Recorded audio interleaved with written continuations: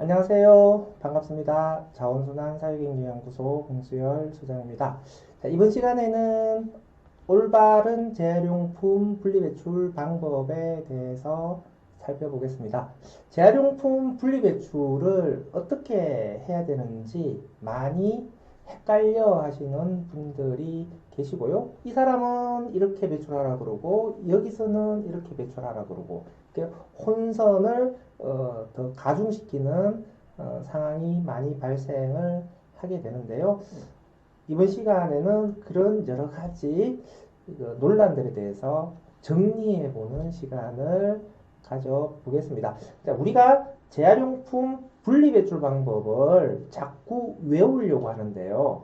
그러니까 단순하게 암기하기보다는 왜 그렇게 버려야 하는지 좀 그 이유를 아는 게 중요하다고 생각해요. 그러니까 왜 그렇게 버려야 되는지에 대한 그 시스템을 이해를 하게 되면 그 분리배출 방법에 대해서는 자연스럽게 습득을 할 수가 있습니다. 자세한 내용에 들어가기 전에 먼저 기본적인 사항들을 정리해 보겠습니다. 용어 사용의 문제인데요. 우리가 분리수거 이런 용어를 많이 써요. 올바른 분리수거, 분리수거 방법, 분리수거를 하는 날, 분리수거를 합시다. 자, 이런 표현을 쓰는데요. 수거는 누구의 역할인가요? 지자체의 역할이에요. 그럼 우리는 뭘 하는 거죠? 쓰레기를 배출을 하는 거죠. 그러니까 주민들의 역할은 올바른 배출인 거고요. 지자체의 역할은 제대로 된 수거인 것이죠. 그러니까 분리수거는 지자체의 역할인 거고요. 주민들의 역할은 분리 배출인 것이죠. 그래서 재활용품 분리 배출을 잘하자 이렇게 표현을 하는 것이 적절한 것이다 라고 하는 겁니다. 두 번째는 분리배출 표시의 의미에 대해서 한번 살펴보겠습니다. 우리가 페트병, 생수나 음료 혹은 유리병, 캔 같은 것들을 소비를 할 때 그 표면에 보면 이렇게 삼각형의 표시가 있습니다.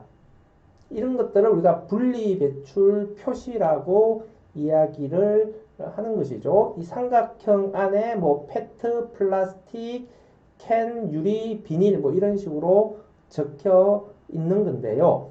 이 분리배출 표시가 어떤 의미를 가지고 있는가라는 것들을 한번 생각을 해보겠습니다. 첫 번째는 약속의 의미예요. 분리배출을 하면은 수거해서 재활용을 하겠다라고 하는 정부와 생산자의 약속이 되는 것이죠. 두 번째는 소비자가 제품을 구매하면서 재활용 비용을 지불했다라는 의미도 가지고 있어요. 그러니까 생산자가 제품을 팔면서 제품의 가격에 재활용 비용을 포함시켜 놓은 것이죠. 그러니까 생산자는 소비자들로부터 재활용 비용을 걷어서 그 재활용 업체를 지원을 해줘요. 이것이 생산자 책임 재활용 제도라는 제도의 내용이에요. 소비자 입장에서 보게 되면은 물건을 사면서 생산자에게 재활용 비용을 지불하게 되는 거잖아요. 그러니까 우리가 물건을 구매를 하면서 재활용 비용을 지불을 한 것이기 때문에 분리 배출을 할 때는 당연히 공짜로 분리 배출하는 게 맞는 거잖아요. 물건을 사면서 재활용 비용을 지불을 하고 쓰레기로 버리면서 종량제 봉투로 버리게 되면은 또 쓰레기 처리 비용을 부담하는 거잖아요. 그러니까 이중 부담을 한 것이 되는 거잖아요. 부당한 것이죠. 그러니까 분리배출 표시가 되어 있는 것은 소비자가 이미 비용을 지불한 것이기 때문에 공짜로 분리배출하는 게 맞는 것이죠. 그러니까 분리배출 표시가 되어 있는 제품은 소비자가 공짜로 재활용품으로 분리 배출할 수 있는 권리가 주어져 있는 것이죠. 그러니까 분리 배출은 소비자의 의무인가 동시에 소비자의 권리가 되기도 한다라는 것도 이 분리 배출 표시에서 한번 생각해 볼 필요가 있습니다. 자, 분리 배출 표시에서 조금 더 깊게 들어가면요, 잘 볼 수는 없지만 분리 배출에서 이렇게 X가 줄이 그어져 있는 게 있어요. 이것은 종량제 봉투로 버려라 라고 하는 의미가 되는 겁니다. 이거는 직관적으로 누구나 이렇게 생각을 할 겁니다. 자, 여기 보시면은 이 삼각형의 분리배출 표시에 재활용 어려움이라고 하는 표시가 있어요. 소비자들이 이 재활용 어려움이라는 표시를 종량제 봉투로 버려라 라고 하는 의미로 많이 받아들이는데요. 이게 사실일까요? 종량제 봉투로 버려라 라는 의미를 전달하려면 재활용 어려움이라는 글자를 밑에 적기보다는 그냥 위에처럼 그냥 삼각형의 X 표시를 해버리는 게 소비자들에게 훨씬 더 명확하게 직관적으로 의미를 전달할 수가 있는 거잖아요. 그러니까 이런 표시가 있음에도 불구하고 재활용 어려움이라는 표시를 하는 것은 어떤 의미일까요? 재활용 어려움 표시는 종량제 봉투로 버려라 라는 의미가 아니라는 얘기예요. 그러니까 분리배출 표시에 재활용 어려움이 적혀 있다고 해서 종량제 봉투로 배출할 필요는 없는 것이죠. 재활용 어려움이라고 하는 표시는 소비자 보고 종량제 봉투로 버려라 라고 하는 의미가 아니고요. 생산자들에게 압박을 가하기 위한 용도예요.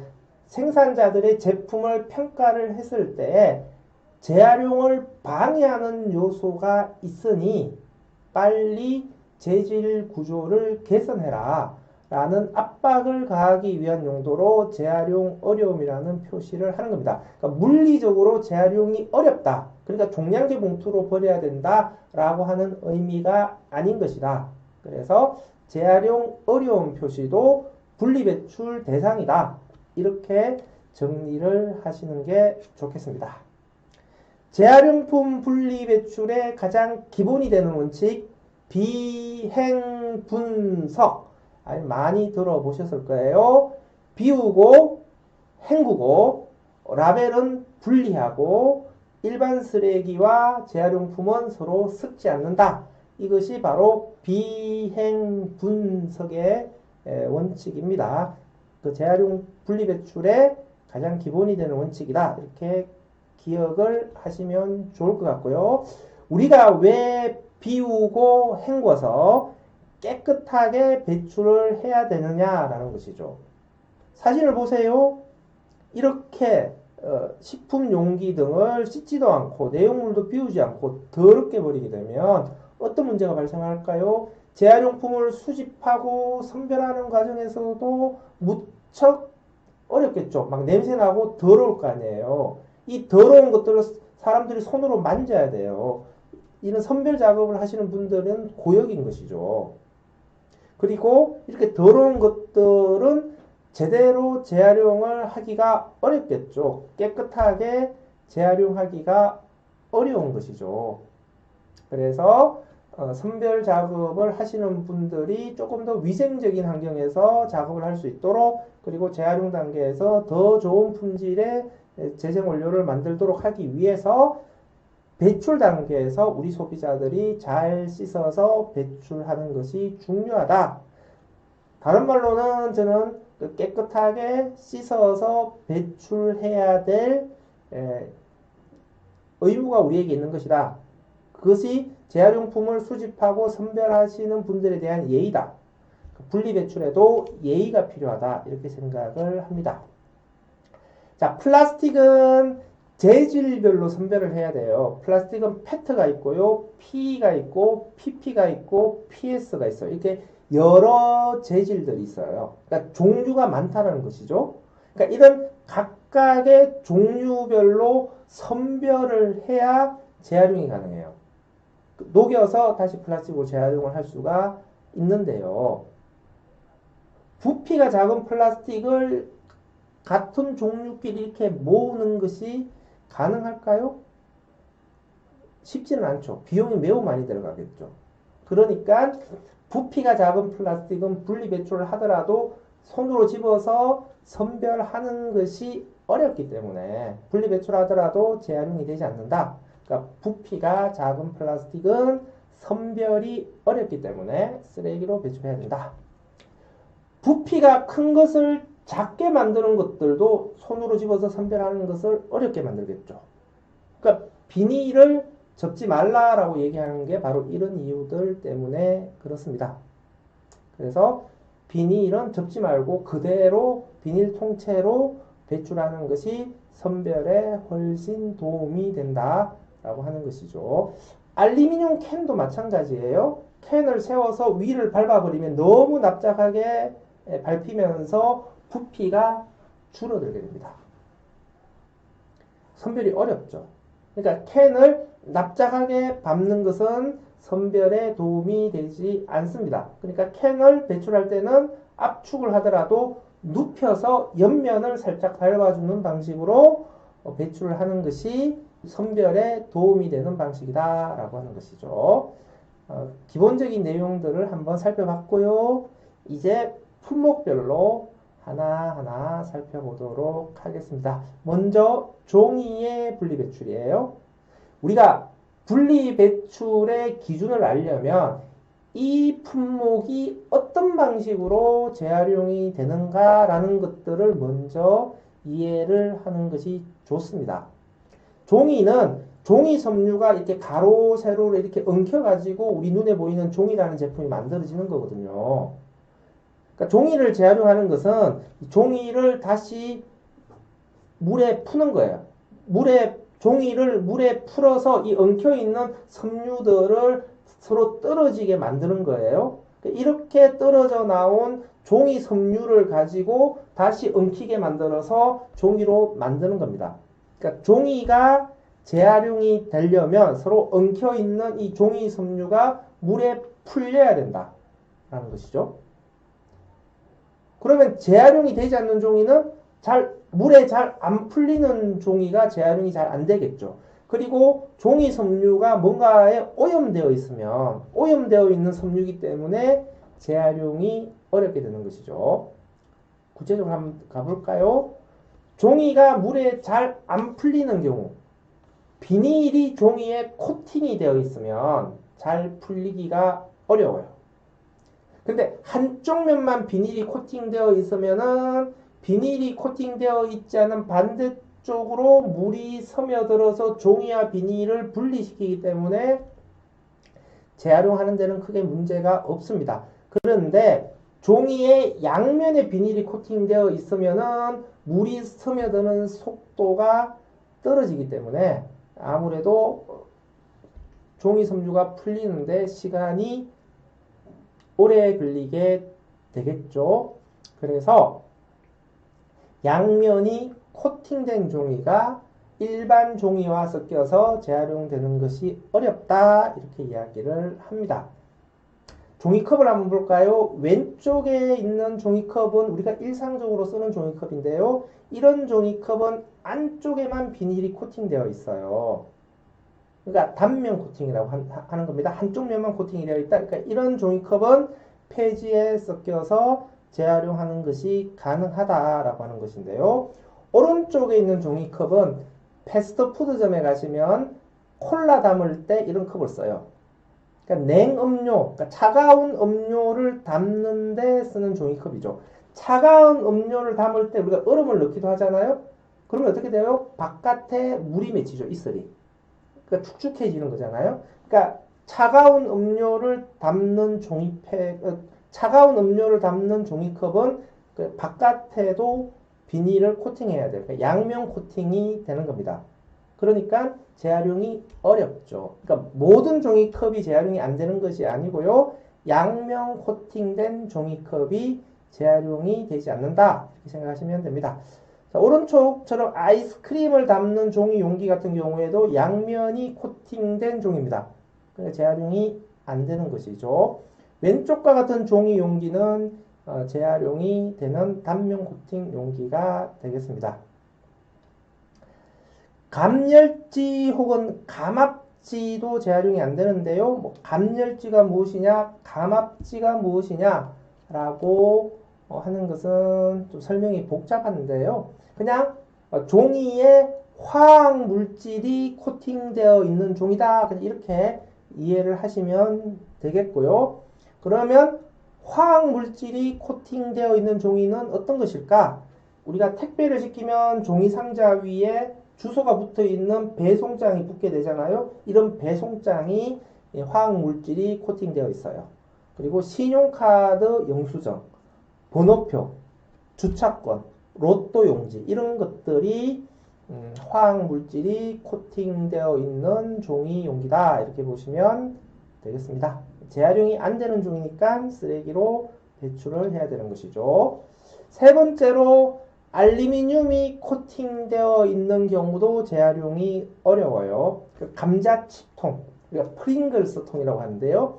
이 감자칩통에 보면 안쪽에 비닐이, 안쪽에 알루미늄이 코팅되어 있잖아요. 그러니까 이 감자칩통은 쓰레기로 배출해야 된다. 이렇게 이야기를 하고요. 만약에 감자칩통을 종이로 배출을 하려면 안에 있는 알루미늄을 제거하는 추가적인 작업이 필요하죠. 그러니까 알루미늄을 제거할 수 있으면은 알루미늄을 제거한 후 감자칩통을 그대로 쓰레기 폐지로 배출을 하면 된다라고 하는 겁니다.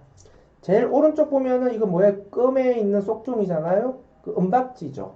그다음에 초콜릿이나 양갱 같은 것들을 포장한 종이 보면 은박지가 쓰여요.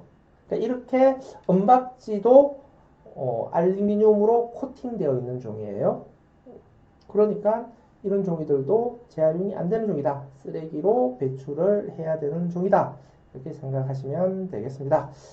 그 밖에 종이 호일, 유산지, 왁스 종이 이런 것들도 재활용이 되지 않는 종이입니다. 햄버거나 샌드위치를 포장한 이 종이들은 다 쓰레기로 배출을 해야 되고요. 좀 기름이 많이 묻어 있는 종이 이런 것들도 다 쓰레기로 배출을 해야 된다 보시면 될 것 같고요. 우리가 종이 호일을 프라이팬 위에 깔고서 생선이나 고기를 굽는 용도로 사용을 하는데요. 이 종이 호일은 종이에 실리콘이라는 플라스틱이 코팅되어 있습니다. 그러니까 뜨거운 프라이팬 위에 종이 호일을 깔게 되면은 고온에서 이 코팅되어 있는 플라스틱이 미세 플라스틱으로 떨어져 나옵니다. 그러니까 뜨거운 프라이팬 위에서 종이 호일을 깔고서 생선이나 고기를 굽는 것은 그 미세 플라스틱이 엄청나게 나오기 때문에 건강에 좋지 않는 방법이다 라는 것도 상식으로 알고 계시면 되겠습니다. 우유나 오렌지, 주스 등을 우유나 오렌지, 두유, 그리고 요즘은 생수 같은 것들을 담는 종이 용기가 있죠. 이것을 우리가 종이팩이라고 이야기를 하는데요. 음료를 담기 때문에 이 종이팩은 양면에 비닐이 코팅되어 있어요. 양면이 비닐로 코팅되어 있는 경우는 일반 폐지와 섞이면 재활용이 된다고 얘기했어요? 재활용이 안 된다고 얘기했죠. 그러니까 종이팩은 일반 폐지로 분리배출하면 재활용이 어렵다라고 하는 것이죠. 그래서 종이팩은 폐지로 버리면 안 된다라고 하는 거고요. 종이팩도 구체적으로 들어가게 되면 우유를 담는 우유팩이 있고요. 두유나 주스, 생수를 담는 멸균팩이 있어요. 멸균팩이라고 하는 것은 양면에 비닐이 코팅되어 있고 안쪽에 다시 알루미늄까지 입혀져 있는 종이 용기를 말합니다. 그러니까 우유팩과 멸균팩은 종이 용기의 구조가 다르기 때문에 섞여버리게 되면은 서로가 서로의 재활용을 방해를 해요. 그러니까 재활용을 하려면 우유팩 따로, 멸균팩 따로 선별이 되어서 각각 제재사로 들어가야 재활용이 될 수가 있다라고 하는 겁니다. 그러면 이렇게 하려면 어떻게 해야 되냐? 제일 좋은 방법은 아파트에 종이팩을 배출할 수 있는 용기가 따로 설치가 되는 거고요. 이 종이팩 수거함으로 분리 배출을 하게 되면은 종이팩을 가져가서 선별업체에서 우유팩, 멸균팩으로 선별한 다음에 각각 제재사로 보내서 재활용을 하면 되는 것이고요. 주택가 지역의 경우에는 투명한 비닐봉투에 재활용품을 넣어서 배출을 하게 되면은 선별장 컨베어 벨트 위에서 종이팩을 선별한 다음에 다시 우유팩과 멸균팩을 선별해서 각각 제재사로 보내면 되겠죠. 그런데 이런 체계가 잘 갖춰져 있지 않습니다. 그러다 보니까 종이팩의 수거함이 별도로 설치되어 있지 않은 경우에는 주민센터로 가져가서 화장지와 종이팩을 교환하는 서비스를 이용할 수밖에 없는 것이죠. 자, 종이팩을 배출할 때 종이팩을 펼쳐서 깨끗하게 씻어서 배출하는 게 좋은 것이냐, 펼치지 않고 그냥 잘 헹궈서 그 용기채로 배출하는 게 좋은 방법이냐, 이 부분에 논란이 있는데요. 모두 다 맞습니다. 상황에 따라서 다른 것이죠. 주민센터에서 종이팩을 따로 모아서 재활용을 하는 경우라면 펼쳐야 줘야 돼요. 왜냐하면 주민센터에서 종이팩을 모아서 계속 보관을 해야 되잖아요. 보관을 쉽게 하려면은 펼쳐서 부피를 줄여야 되는 것이고요. 깨끗하게 씻어서 보관하는 과정에서 냄새나 구더기가 생기는 것을 막아야 돼요. 그래서 펼쳐서 깨끗하게 씻어주는 것이 거점에서 모아서 장기 보관을 하는데 유리한 거고요. 아파트 등에서 별도의 종이팩 수거함을 설치를 하고 종이팩을 배출하게 한 다음에 선별장으로 가져가서 선별장 컨베어 벨트 위에서 우유팩과 멸균팩을 따로따로 선별하는 방식으로 갈 거면 펼치는 것보다는 잘 씻어서 용기채로 배출하는 게 훨씬 더 좋습니다. 그래서 어떻게 선별할 것인가에 따라서 우리가 어떻게 배출하는가가 달라질 수도 있다. 그 상황에 따라서 펼치는 게 정답일 수도 있고 안 펼치는 게 정답일 수도 있다. 이렇게 이해를 하시면 되겠습니다.